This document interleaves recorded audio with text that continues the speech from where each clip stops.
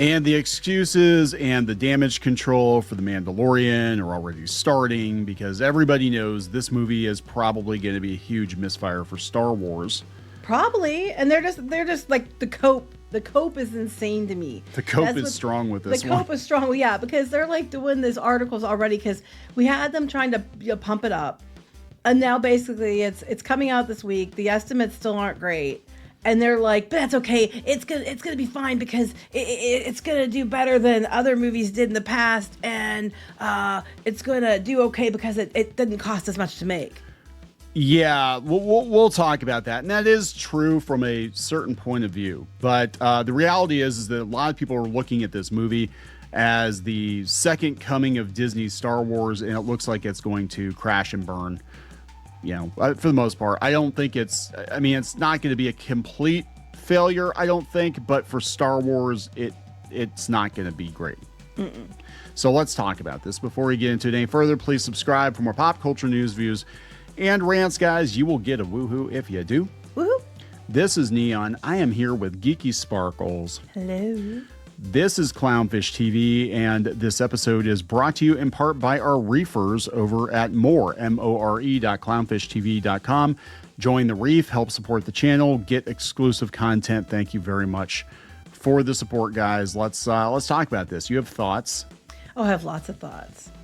They're not going to be people behind these articles aren't going to be happy about them, but I have lots of thoughts. This is coming from /film. Why The Mandalorian and Grogu doesn't need box office records to be a win for Star Wars. Well, no one said it did, but it's gonna be an uphill battle though to hit a lot of profitability, even if it costs less, because the interest doesn't seem to be there. Now, that being said, we don't know that come time for the movie to release that people might get word of mouth might be good and it'll go up, like we saw with Elemental and stuff like that from Pixar and things. But, you know, I just don't think that's going to happen. And tomorrow's the embargo's up for the reviews. So we'll be getting a better idea. But again, it's critical reviews. I'm sure they're well paid. I don't think they're going to be great. I'm going to tell you, because a lot of the reactions that we've seen so far from multiple mainstream media outlets have been that this is basically just an episode of the TV series on the big screen. They'll say something popular or positive. They'll say something positive like Grogu's cute. It looked good. Grogu's cute, but it's the TV show. Pedro's ass is fantastic. Yeah. Which ends that. Yeah, I know, right? So it said The Mandalorian and Grogu carries a reported $165 million production budget. That's still pretty high, which is far lower than most other Disney era Star Wars movies. Disney era. Okay, 165 million, still high. Here's the thing, though, that I've noticed, and other people who follow this stuff along with the TV shows can attest. Because it's over, they film a lot of times over in the UK, so I'm not sure if this one was one of those. It usually ends up being a lot higher because it usually is broken up over the course of a couple of years, and it might be for 1 year, and then when you add all the post-production to it, it goes up. Or it could be they get tax breaks, but then there's other things they had to do to meet those tax breaks. So it usually, whatever they say, it ends up being higher than that. I'm not saying that will be the case here, but from what I've seen historically, is when they have the shows and things, they say one amount and it ends up usually being a lot higher by the time it's all said and done. And they get all the information. And I think they also don't want like investors to freak out either. Be like, yeah, we just dropped like $500 million on this movie. It's only gonna make like $200 million in the box office. Oopsie doopsie, guys. I think it'll break even. I don't know. Globally, it'll break even, but I don't know how much profit it's going to make. So they're talking about the opening. They said most of the Disney era Star Wars movies have been about $300 million, which again, that's crazy, especially going back to the original trilogy and how cheaply those were done compared to how much they're spending now. They said with that in mind, it could do solo numbers, 84 million opening, 393 worldwide, and be okay. Yeah, from 2018, so in 8 years, 84 million is going to end up being 111.4 million. And what was the other? 393 million? Is what it did worldwide, yeah. Okay, let me see. Crank some numbers. Crank those numbers, Geeky. They're saying that would be today 521.2 million. Yeah. So this is very, well, we'll talk about it because I guess later in this article, they start pulling numbers from 20 some years ago to be able to look I got the inflation numbers for that too. Yeah, we got those ready to go. So they said, yeah, The Mandalorian was very popular throughout its first 2 seasons. 2 seasons, yes, the first 2 seasons. Season 3 took a perceived dip in quality. It wasn't perceived. It took a dip perceived. in quality and a dip in viewership. That's provable. But young fans love Grogu to pieces. I don't know about that. Those toys are just rotting. Like oh no, it's not the young fans. It's the women and moms. Wine moms. And women, they're the ones who are usually buying Grogu shit. All right, so here's where we get into this argument, which is completely invalid. So the question is, can these characters successfully make the transition from TV to the big screen, or will it suffer a bit from audiences saying, we have the Mandalorian at home? Yes, it's going to suffer a lot from people saying we have the Mandalorian at home. It's hard to say, but an over-under of 90 million opening is big by 2026 Hollywood standards, yet small by Star Wars standards. However, okay, this is where it comes off the rails. However, 2002's Attack of the Clones set a low bar for Star Wars at the box office. At the time, it opened to 80 million domestically and legged out to 656 million worldwide. 80 million domestically from 2002 to now is $148 million. Yes. $656 million in the last 24 years is now $1.2 billion. So it's still, with inflation, hit over $1 billion, apples to apples. And if you want to go there, the Phantom Menace domestically, and the Phantom Menace, like if you weren't there when the Phantom Menace came out, you have no idea like what a huge cultural event this was. It was like pent up Star Wars demand. Like people were taking off of work. I took off of work to buy tickets, and then people were taking off of work to go see it. Some companies were actually shutting down that day because they're like, nobody's going to show up to work because it was like a tech company or something. They're like, they're all going to go see Star Wars. And it did 64 million domestically during the 3-day weekend. Yeah, if you put that much money, 64.8 million in today's numbers, that would be 129.5 million. So technically, Attack of the Clones did more. Right? Yeah, no. When you said that, when they went to that example, and you told me what the Phantom Menace did, I was like, Attack of the Clones did better than Phantom Menace. Yeah, now so I didn't know what they were smoking, but it did drop off because I think what turned a lot of people off to the Phantom Menace initially was little Anakin and Jar Jar Binks. Attack of the Clones. My personal feeling on it is it's actually the weakest of the prequel trilogy because there's really not much of a plot. It just kind of like. Here's where the stormtroopers came from, and that was basically it. But I know that it kind of dropped off because people went to go see it, and they're like, "Oh yeah, that romance stuff that was really cringy. That was not good." Revenge of the Sith, I know, did really good. Though that one people wanted to go see, but yeah, this is not a good comparison because I mean, if you want to do that, go back to 1977 and be like, well, Star Wars only made X millions of dollars. That's like nothing. I'm like, yeah, when the tickets were a couple of bucks each, yeah, that's what you have to consider. Like ticket prices were a lot less than even 24 years ago, and it does make a difference. So you're going to have to adjust for inflation. If you're going to make these claims, you're going to have to adjust them for inflation. Yeah, so it's really kind of a nothing article. They're basically just trying to do some preemptive damage control. The COPE is insane. They can't stand it. They're like, well, yeah, it might do bad, yeah, but it's still going to be good, better than ones that came out 24 years ago. Okay, but this is okay. So this is what gets me too. This is another non-argument. People are like, you're just a bigot misogynist, and it was good. It was good. It's like, look, there is a difference between something being subjectively good or bad and what it does financially, you fucking morons. Like, oh yeah, no, if no one's watching it. That means globally, no one watched it, which means men, women, whatever group you're trying to claim was being misrepresented or abused, they didn't watch it either. No, and that's what we're trying to get across. Like. It might actually wind up being the bestest Star Wars thing in a good number of years, and subjectively, right? But that doesn't mean that people are interested in Star Wars like they were before Disney bought Star Wars. That's true. And it doesn't mean that, that there's something they're used to watching as a TV show, with the economy being the way it is, that they're going, and there's a bunch of other things coming out like Toy Story 5, that they're going to turn around and take the money they'd spend on those to go see this. I mean, there's a lot of factors. It doesn't necessarily mean that the movie's bad. I'll let you know after we see it. But it could be a lot of different things. But immediately, because these people are so brain dead and they just cannot think for themselves, and there's this whole mentality of, I have to say this so I feel morally superior to you. It's automatically because you're racist, you're misogynist, you're some kind of toxic bigot. Yeah. If you don't go see this movie. Yeah, like, fuck off. I guess I'm a toxic bigot then. Kiss and my that ass.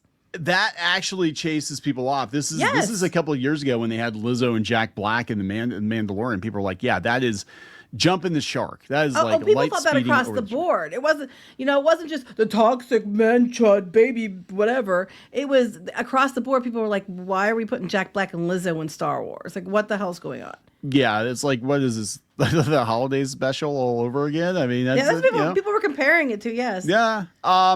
Look, Disney Star Wars is Disney Star Wars. It occasionally has some good stuff. It depends on who's working on it, but overall, the quality has declined. I think there's too much of it. Star Wars is no longer special. It used to be a Star Wars movie in the theater was an event, and you planned your entire freaking month around it, and you took off work to go see it, and now nobody gives a shit because there's too much bad Star Wars.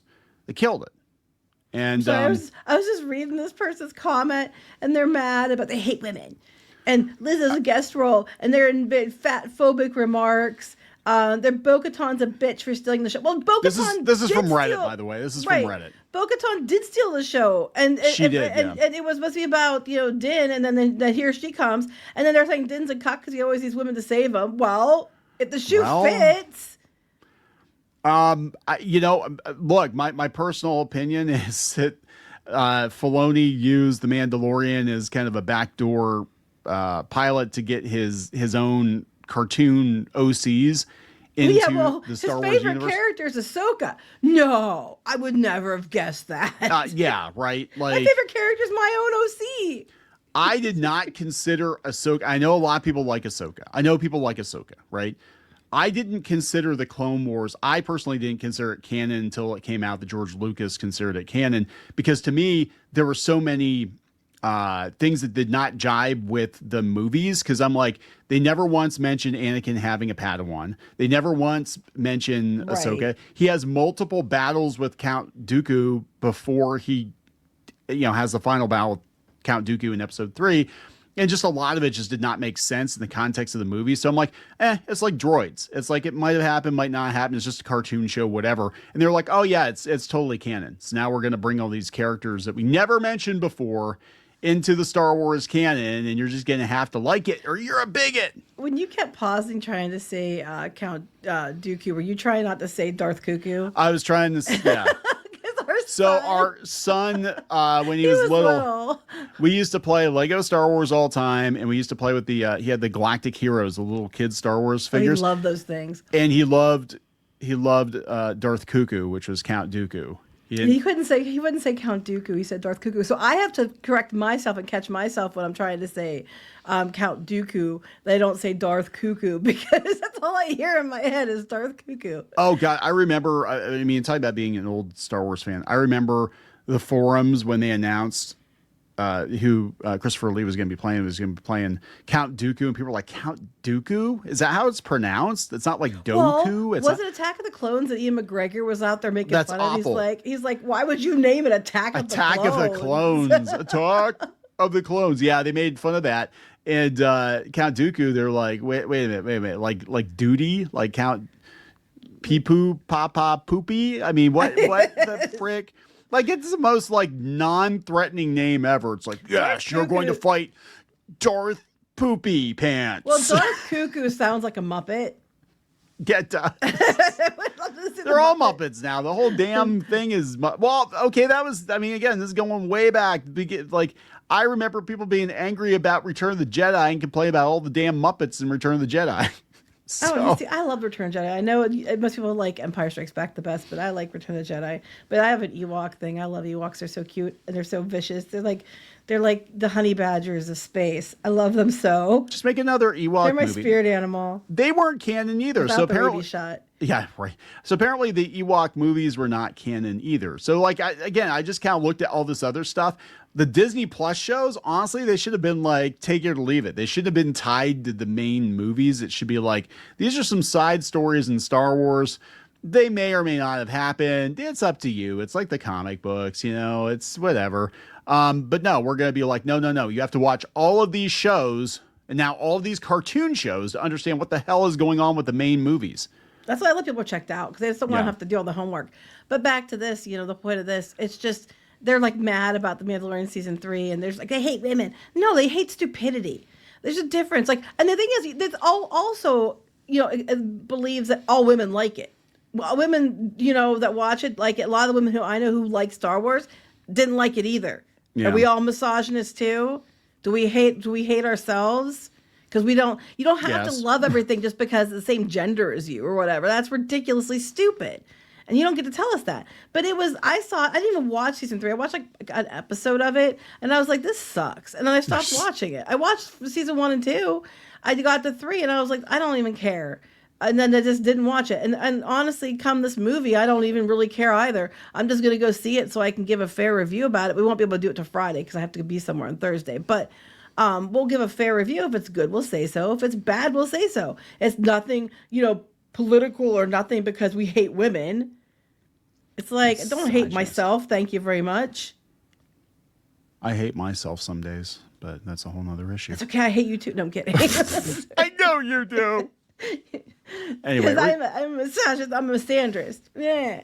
I'm going to go drink some green milk and disappear with sadness.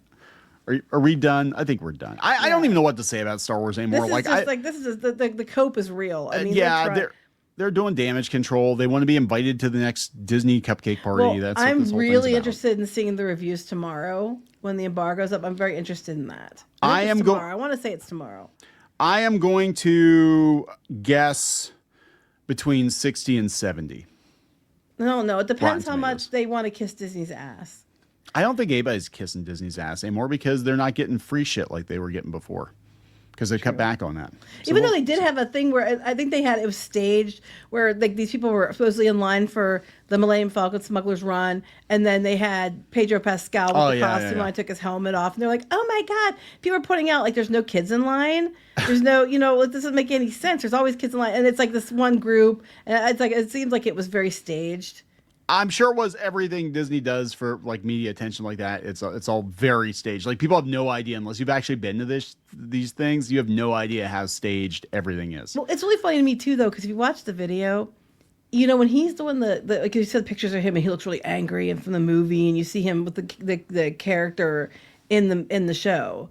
Yeah. And then you see how he was acting. He was flipping his hair. It's like as soon as he's supposedly got a boyfriend, now he's just going all in because he doesn't even act like the character. He took the helmet off and he was like flipping his hair and like he really laugh. And I was like, at least stay in character, dude. Yeah, like that'll be the next thing. It's like Din Djarin's gay because I'm gay, so he has to be exactly what I am. And also Grogu's is trans because I said so. Baby Yoda loves him anyway.